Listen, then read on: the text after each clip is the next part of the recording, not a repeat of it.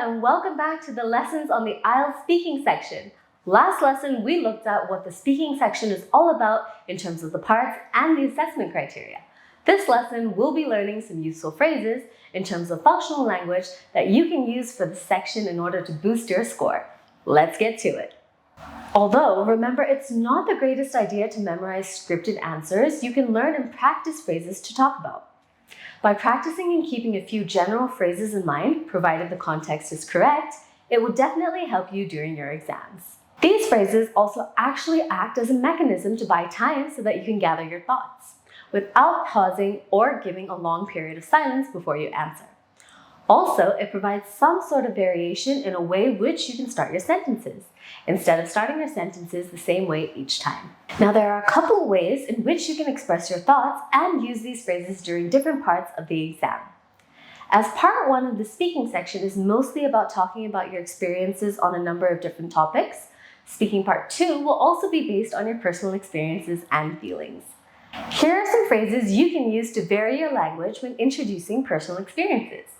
Phrases like, I remember when, in my experience, what happened was, one time when, or back when I was. For example, in part 2, if you were asked to describe a memorable birthday you've had, you could use phrases like this. Of course, I remember when I had a particular memorable birthday celebration. In my experience, birthdays are special occasions that often leave lasting memories. What happened was that my friends and family organized a surprise party for me, and so on. Now, there will also be times where you have to express your opinion.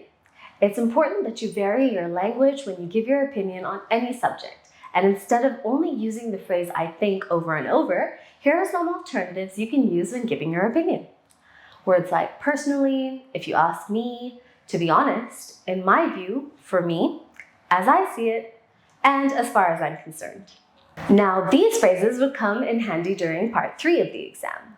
For example, if you were asked, in many cultures, birthdays are seen as important milestones. Personally, do you think the significance of birthdays changes as people grow older? In my view, the significance of birthdays does shift as we get older. For me, birthdays transform from exciting events to reflective moments. As far as I'm concerned, they mark both growth and the passing of time. Alright, during speaking part 3, you'll be discussing the topic from part 2 in a little bit more detail, and you'll be asked to give your opinion and will be invited to agree or disagree, making it a great opportunity to show off your conversational skills. Let's look at some of the phrases. So how can you express agreement or disagreement during the exam? Well, that's easy. Here are some phrases you can use to agree and disagree. Phrases like, I totally agree. I couldn't agree with you more. Or you're absolutely right, no doubt about it, or even definitely, absolutely, or precisely. So for example, in part 3, if you were asked something like, do you think it's important for people to celebrate milestones in their lives? Why or why not? You could say something like, I couldn't agree more. Celebrating milestones is crucial as it provides motivation and a sense of achievement. Okay, so what if you disagree with the question? And by the way, you're actually allowed to. You don't always have to agree with the examiner, and there are no bonus points for agreeing either. Here are some phrases to lead you into disagreeing. Phrases like, I'm afraid I disagree, or I'm afraid that's not always the case. I see your point, but that's not always true, or that's not the way I see it, or even not necessarily, or that's one way of looking at it, however, or just simply, actually, I disagree with that. All right, let's look at an example of a part 3 question. Some people argue that technology has only positive effects on the society. What's your opinion on this? So using the phrases we just looked at, you could say something like, I see your point, but that's not always the case. Or, not necessarily, as there can be downsides to technology. Or even, actually, I disagree with that because it's important to consider both positives and the negatives. Right, so you must be thinking, I've learned quite a few phrases to express myself, but what if I'm not sure about the topic? What do I say then? Sometimes you will be asked questions where you may not know too much about the topic, and that's fine. If you're wondering what you can say, I have just the thing. You could say the following.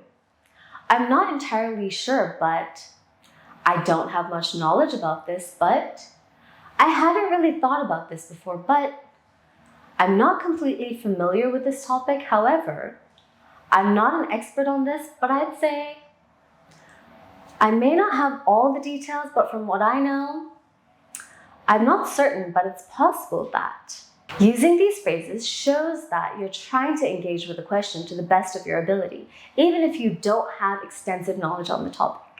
It's perfectly acceptable to acknowledge your uncertainty while still providing a thoughtful response. And last but not least, if you have to ask for clarification, remember, it's perfectly normal and acceptable to ask the examiner for clarification if you don't understand the question during the exam. If you need to do this, you can use phrases or questions such as the following. Sorry, I didn't get the question, or sorry, I'm afraid I didn't catch that. Could you please repeat the question? Would you mind saying that again? Or in part 3, you can also ask the examiner to rephrase a question if necessary by asking, could you explain what you mean by, or could you explain the question please?